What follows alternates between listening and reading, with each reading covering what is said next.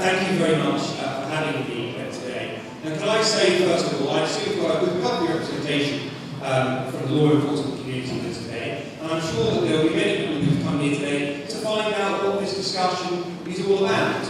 But I also know that there are many people in this hall today who are here because they've played a real part in protesting against these cameras, against them being put up, and against them monitoring your comings and goings. And can I begin by saying to those people, I enormously admire you.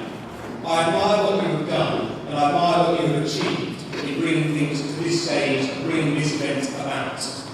They may tell you, and I say they, I mean those who are responsible for the installation of these cameras, they may tell you that they have now suspended this scheme because they realise, whoops, what an accident, I now realise this, we didn't consult residents when we put the cameras up.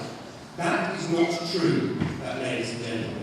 They never asked people when they put up CCTV cameras. They never asked residents whether they want those cameras there or not. They suspended this scheme because you made them suspend it.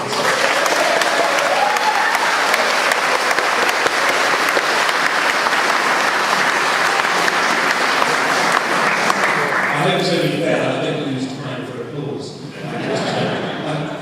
Can I make the point that I'm very proud to be here with you in this great city of Birmingham, but this isn't just about Sparkbrook, it's not just about Birmingham.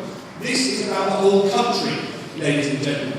Because if they can do this once, they can do it again, ladies and gentlemen. If you let them do this once, it'll happen to other people. So whilst I'm very proud to be with you today, don't think it's just you.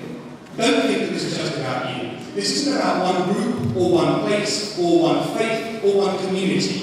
Once this becomes established as a precedent, it will become the norm, ladies and gentlemen. And that, in my view, would be very wrong.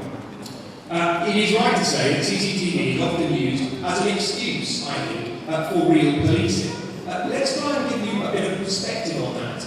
In this country, we've got more cameras per person than anyone else in the world. There are more CCTV cameras in the Shetland Islands than there are in San Francisco's police department. Now, I leave it for the learned people from the law enforcement community who are going to speak after me to tell us, do we think we're right and the rest of the world has got it wrong? Or could it be that we in the UK are snooping more than anyone else and we've got it wrong in the UK? I say that's the situation. We've got to stop snooping, and you are on the front line in stopping that snooping from coming about.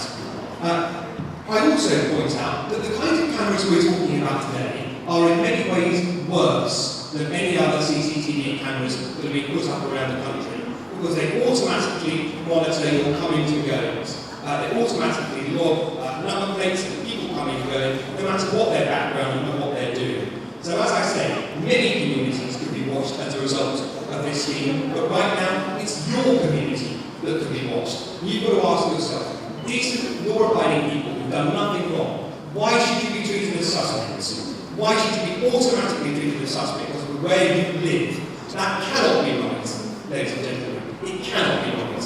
And what I want to say to you in closing is that we at Big Brother Watch have looked a lot at this culture of surveillance in this country. And along with being uniquely nosy, our government and our bureaucracy has got a history of being uniquely bungling with the equipment and data that they gather. 25 million people lost their personal information when the child benefit database got lost, ladies and gentlemen. 25 million people lost that data. Where is this information going to go from your cameras? Who is going to look after it? And who is going to be responsible when, almost inevitably, they go on to lose it and lose your private information about where you've been? Who's going to take responsibility? Is it going to be someone up there on the panel? Is it going to be someone here on the hall today? We are entitled to know who's going to take responsibility for that data. And finally, I say this. I am told that the promise has now been given to you that they'll put bags over the cameras. But has that actually happened, James, or is it not?